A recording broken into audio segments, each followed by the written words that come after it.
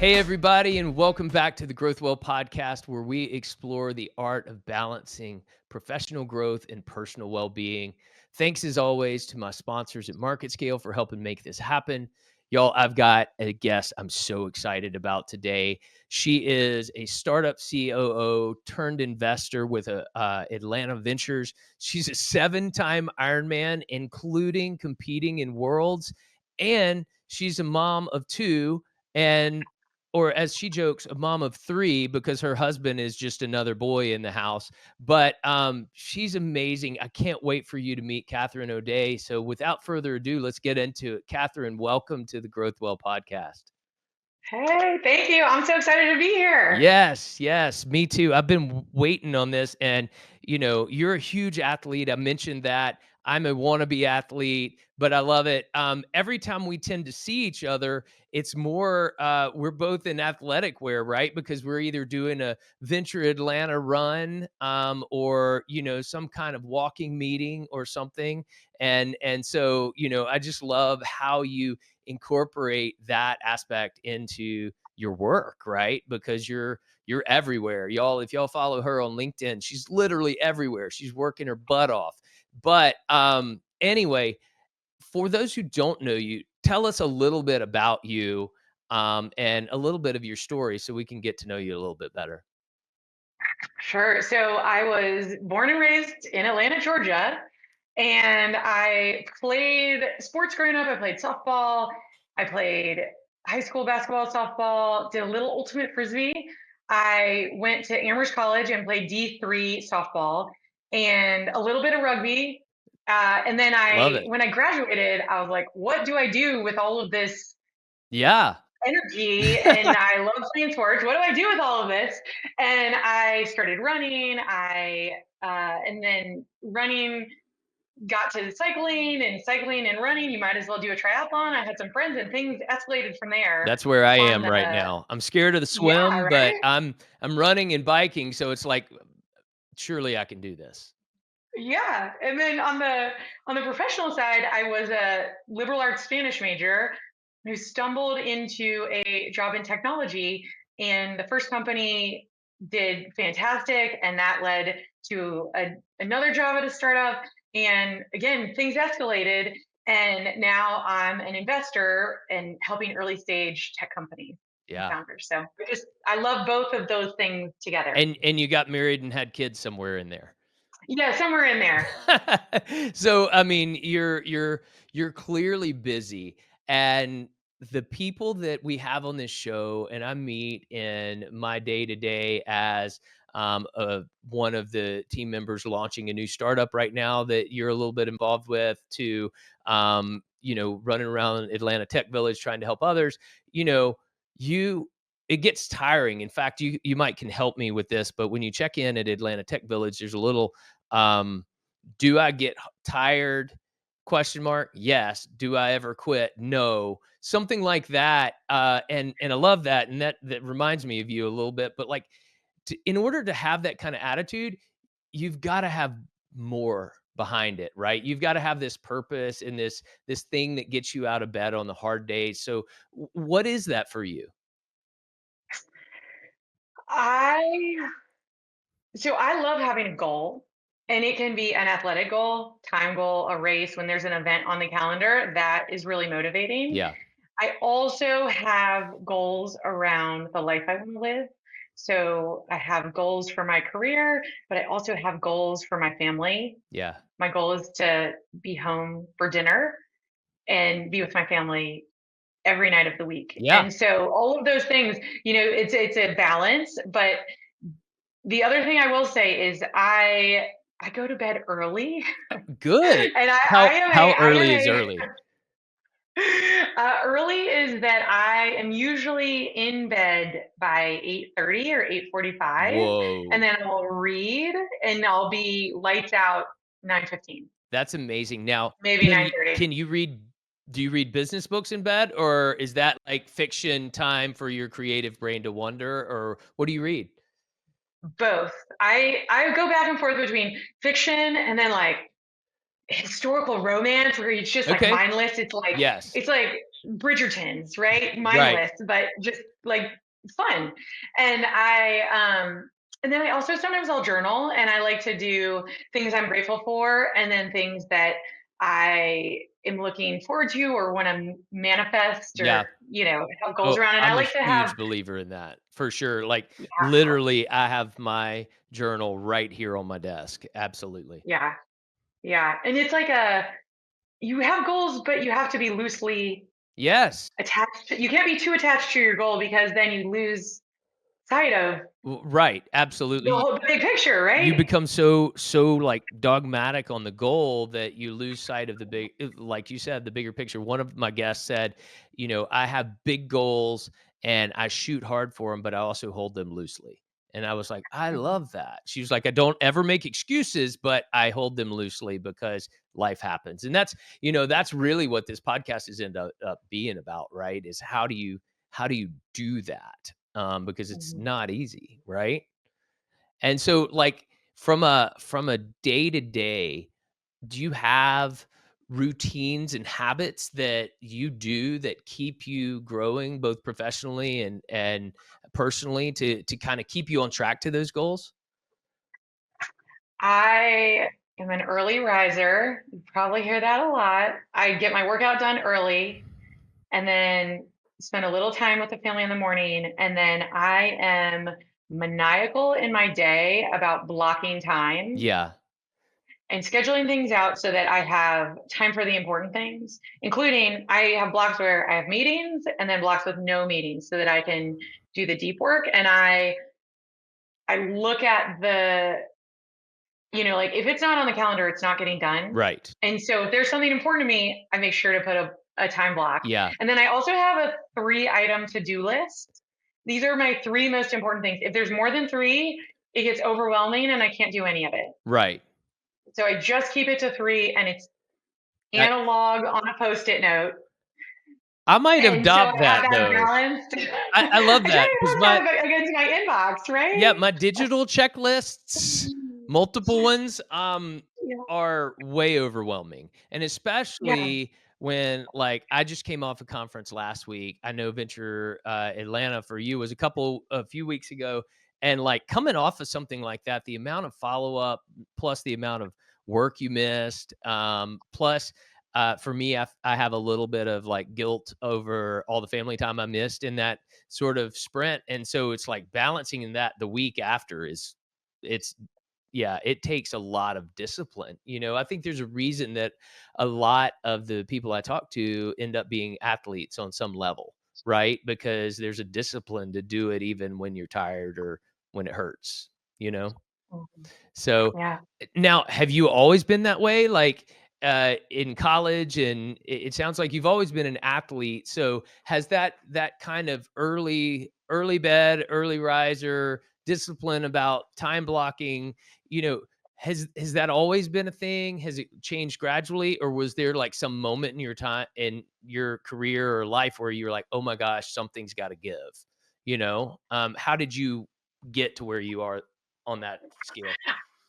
I will tell you a funny story. So I've always been loved sports, good student. I was a pretty big procrastinator for through college. Yeah. I still have those tendencies. I think that I'm much better at working with my natural Yeah. tendencies. I work well the deadline, as they say, so I make sure I have a lot of deadlines. Yeah. And I think that over time, as I've gotten older, I've had to just turn the dial a little bit more on healthy habits. Yeah. I remember the first time I had a real job after college, I went to work hungover and I was like, I can't do this anymore. Yeah. Like, I could do it in high school, like, or not high school, I could do it in college. Like, you could go to class hungover. I was like, I have work to do that I have to get done. I can't do this Yeah. anymore. So I remember that being like a pivotal moment. And there's another moment when I was training for Ironman. It was my first half Ironman, and I didn't hit my time goal, and I thought I would do better, and I did okay, but not great. And I was talking to my coach. He said, Kathryn, if you didn't go out drinking with the company kickball team every Tuesday before your Wednesday morning workout, you might have been able to train a little harder and done a little better. And I was like, oh, good point. Good point. And so there are like little, tidbits Yeah. that pop up along the way. I would say the most recent one, I got a Whoop. There's Yes. my Whoop. And it really highlighted getting good sleep and Mhm. how you think you go to bed at a certain time, but you don't really always, you're like, oh, my bedtime's 10, but actually you go to bed at 11. Yeah. So that was highlighted for me. And then unfortunately, the impact of alcohol Mm. on sleep so It's bad. So then horrible. I cut it out and I feel amazing. Unfortunately, I feel amazing. Yeah. But that was kind of an example of as you get older, you Yeah. So, you have to make the little tweaks. is your husband also an early to bed guy? I'm curious because we have a Yeah. little bit of a dichotomy in my household, and I'm curious how you've navigated that. He is a night owl through and through. And it's great for raising children because somebody takes the morning shift and somebody takes the night shift, Yeah. especially when you have little kids. And I go to bed early. He loves to golf. He's a great runner, Yeah. great athlete. He's really into golf. I joke that he's a really good runner for being a golfer. Yeah. Uh, That's and funny. he goes out and golfs for an hour or two every night. And we have time during the day, and Yeah. there's we'll do time on the weekends and stuff. But I take the morning shift Yeah. with the family, and I'm dead by 7:30. I'm losing it. Yeah. So that's where he steps in, and he's the calm one, and he can be collected. He's like, Yeah. I'll be like, boys, your mom needs to go to bed. Yeah. Absolutely. Every do their chores, your mom needs to go to bed. Yeah, absolutely. Well, it works for you, so, I mean, that's good. So, with all that you've got going on, I think the common misconception for people that might look at your LinkedIn or mine even or other people kind of in this entrepreneurial world is that everything is smooth and easy because you're so disciplined because you've just got it so dialed in, but that's couldn't be further from the truth.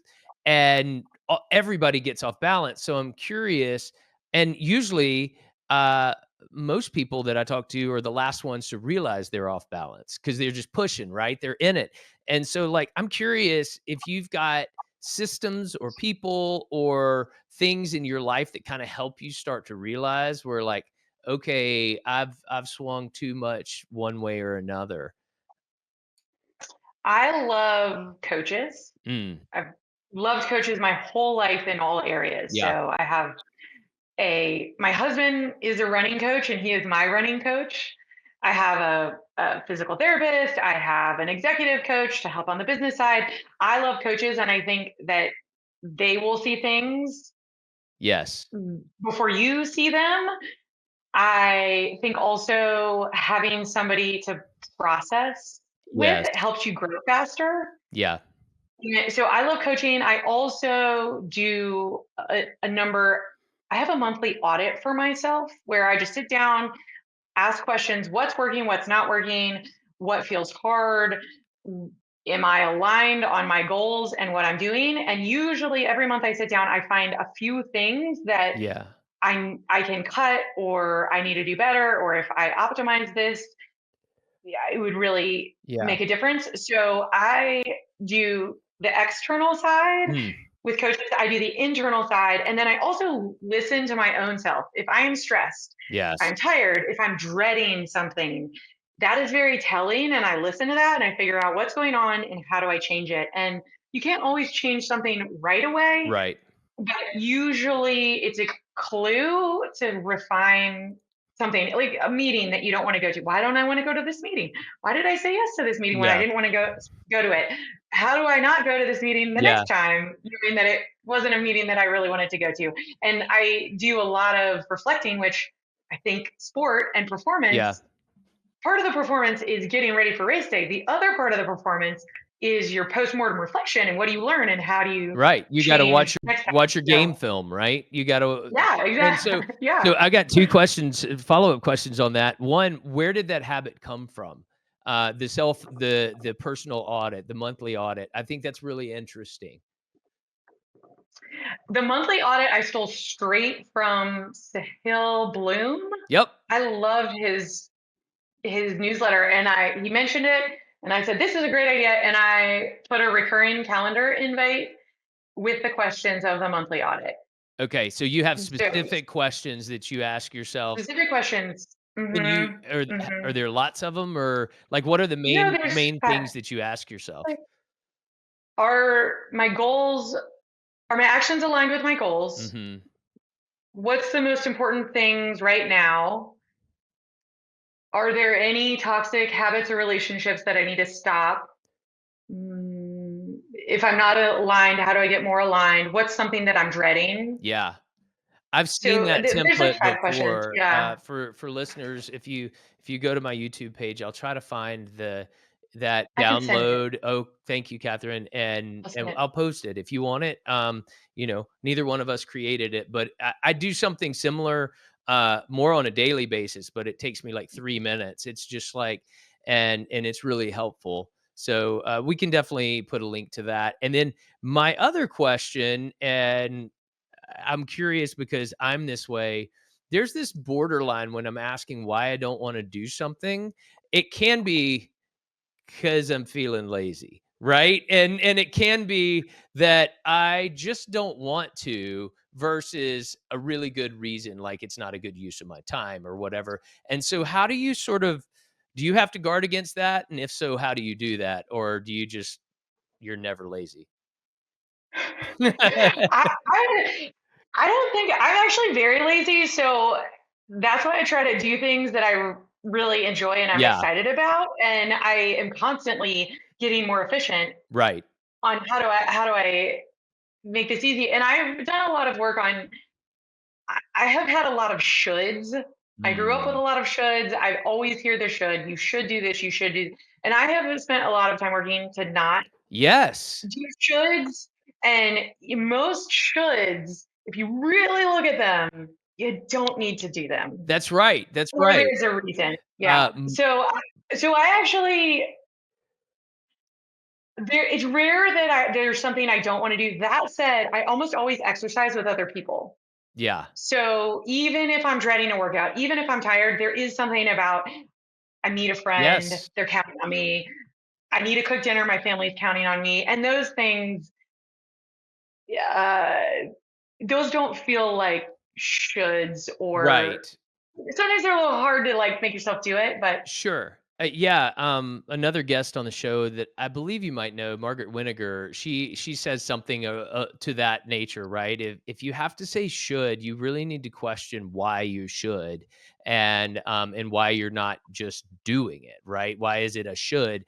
And I've tried to implement that some. It's really powerful, and I mean, and I think that accountability piece is huge, whether it's your coach or your self accountability, and having a balance. I mean, I'll be honest, I was having a morning this morning, and I thankfully had my session with my strength coach this morning, and I told him straight up, we've been working out together now for 2 years. I was like, man, I'm having a morning, I need you to like beat it out of me. And it was great. He killed me, but it was awesome because he knew just where to push and how to push, and having that friend, mentor slash strength coach that I respect yeah, is it was great this morning. So yeah, I I can love it. definitely agree with you on the coaching thing. So Yeah. is Well, go ahead. oh, I was just gonna say something about the shoulds. Sometimes also, just because I don't want to do something right now doesn't mean that it won't get done later. Yes. So that would be the other thing, is sometimes maybe you don't feel like doing it right now, and that's okay. There might not be the right time. Yeah. And maybe you don't understand what the reason is, but in a day or week or a year, it'll be exactly the right time. So if something feels really hard, like not just a fun hard, like Yeah. an Ironman hard, but like this is a really heavy lift and I am dreading it. And I really look at that and say, is this the right thing to be doing right now? Yeah. And is Should it I? be tabled. Yeah, and is it a good use of your strength, or can you delegate it, Mhm. or can you partner with somebody Yeah. to do that? And I think that's a place I've grown a lot, is in those types of questions about, like, the should well, it needs to get done, but should I be the one doing it? And is there a way, not out of laziness, but out of, if I take that hour that I was going to do Excel spreadsheets and hand it to somebody that can do it in 5 minutes, I'm not frustrated for an hour, but also I can go out and maybe generate more new business in that hour, and Mhm. understanding those opportunity costs. And that's been an interesting kind of learning, for me over the past 10 years Yeah. or so. And especially when you're in, startups, and there's things flying at you from all different angles, and there's always more work to be done. Uh, I've really worked hard on, I guess it's not a three things on a post-it note kind of list, but, like, okay, what is the thing that, if I get done today, or I make progress on today in a meaningful way, that I can close it off and go hang out with my family and be like, that was a good day. Yeah, I didn't get Mhm. to all of this other stuff. And I'll deal with that, but, like, it actually was a good day, and I need to celebrate that, right? And that kind of positive self-talk, I think, goes along with this for me. I love that framing. What can I be with my family and have a good day? What's the thing that I Yeah. need to do? Yeah, and Love then that puts everything into perspective, and I find that things that I repeatedly don't get to, I either they fall off, or I give them to somebody, or figure out a more effective or efficient way to do it and get it over with. And so things kind of take care of themselves if you're taking care of yourself and the responsibilities that you've committed to, like your business, your family, your commitment to train, things like that. But we still all get off at times, right? And I'm curious, do you have a go-to that, like, when you're having a bad day, or life has just thrown you a major curveball, and it's just overwhelming, what's your go-to to kind of pull yourself back to your best self? Number 1, sleep. Yeah. Everything is better after a good night's sleep, and I tell myself, You'll go to bed, you'll feel better in the morning. Yeah. You'll have more perspective." So if I can just go to bed, I feel better in the morning. Sometimes it's even a little 10, 15 minute nap if the schedule affords. There's a couch My back there dad for a reason. So I get it. I know. My dad used to roll out the an exercise mat in the middle of his office and take a nap on it in the middle of the day ever since I was a little kid. He does it now. He has a glass front office with other people in the office building. He still does it. People just watch him take a nap. And that's the kind of example. I That's the kind mean, of role you model you wanna want. talk about So not giving a, what anybody thinks. That is awesome. I know. It's such a baller move. So sleep is number one. Number two, I go back to gratitude, and Yeah. sometimes I'll have somebody help me. Like I'll be like, husband Kyle, tell me what. Let's talk about what we're grateful for. We have two healthy children. Our grandparents are alive. Yeah. We have each other. I have a job. Like all of these Yeah. things, I get to run every day. We have a house. There's so much to be grateful for in our life that oftentimes when you have a bad day, something's frustrating. It's never as bad as it seems. It really And isn't. you just have to get perspective. Yeah. And it passes eventually, one way or another. And so, yeah, it's about that perspective, but I think it is important. The thing that I keep hearing from you, and I've found in myself, is shared experience, right? You talk to your husband, or you talk to your coach, or you talk to your therapist, or you Mhm. talk to the startup founders that you're working with, whatever it is. But it's if you sit alone in it for too long, sometimes that reflection time is good, but if you sit alone in it for too Mhm. long, it might be detrimental, and Mhm. everybody's different. I know I can't sit in it alone for too long. It's not good for me. So you spend a lot of your time talking to founders, right? Because you're an investor, and you talk to people in the, startup community. And I think our audience is heavy in the kind of founder startup community and people who want to be where you are eventually, or they want to be one of your founders that you end up investing in. And one of the things that I love about Atlanta Ventures specifically is just the values that you adhere to, right? And all of you live those. And so, I'm curious what advice, if somebody's listening to this that wants to grow up and be a mom and an athlete and a career woman that's awesome, that is very active in the community, what advice would you give to them? Um, that you haven't already said, obviously, in our conversation here. So this is kind of unusual, but my my parents never told me I was pretty. Mm, And I know that sounds like a funny thing to say. They said you're smart, they said you're strong, they said you're a good leader.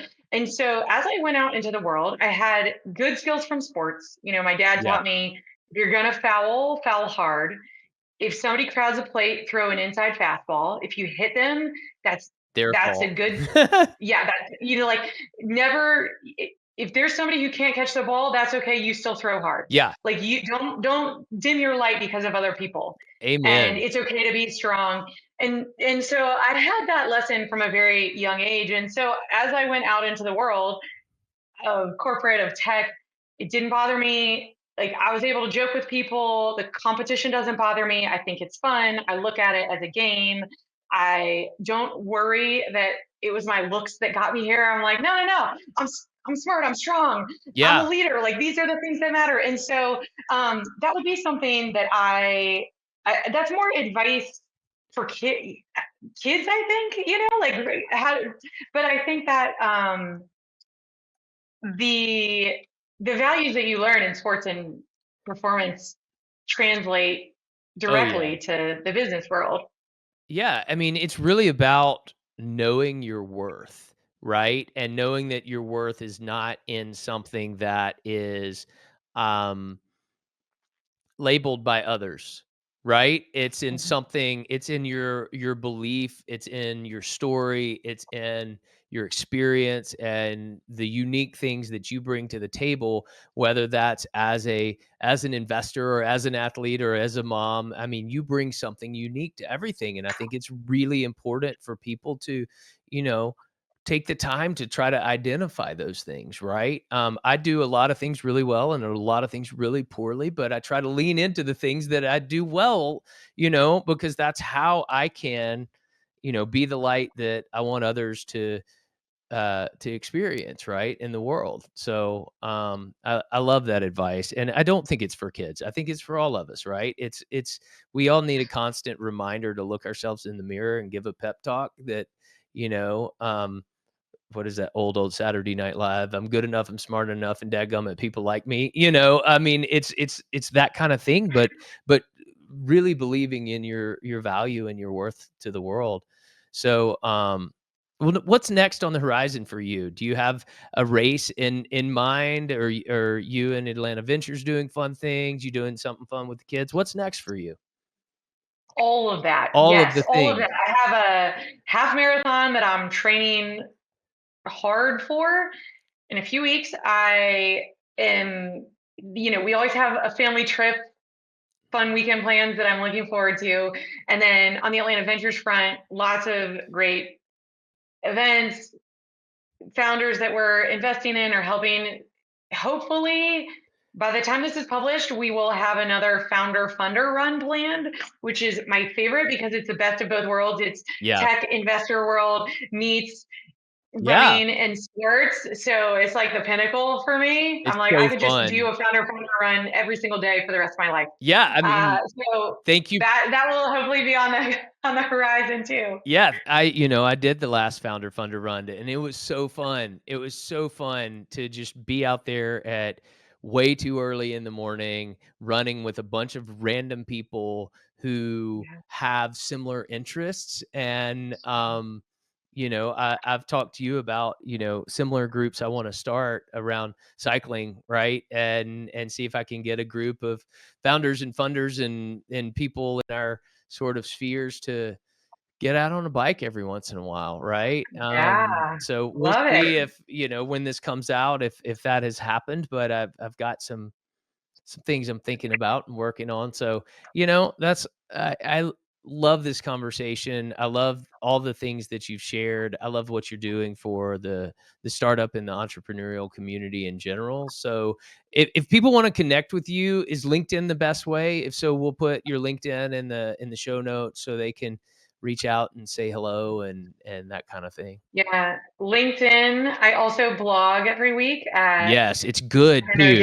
It yes. O'Day.substack.com. We got some jokes. We got some healthy habit tips, how to build a company, all the things. That's And like then, my by the way, like that's I've challenged myself to start writing more because of you, just so you know. oh, thank you. Great. Yeah, so This is why I just love sports and performance, right? Because you see other people and it helps you be the best version yeah, of themselves. I'm on the podcast. I'm like, I should do a podcast. Look at Josh. He's doing this podcast. yeah, It's awesome. it's And so fun. that's like, Yeah, you just want to be around other people that make you better in yeah, all the areas.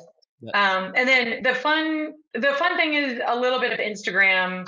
That's, I talk a little bit more about sports, running, family, yeah, yeah, plus some founder investor stuff. I So love it. Well, we'll put links there for people to find you and stuff. Thank you so much for this conversation. It's been so fun to have you.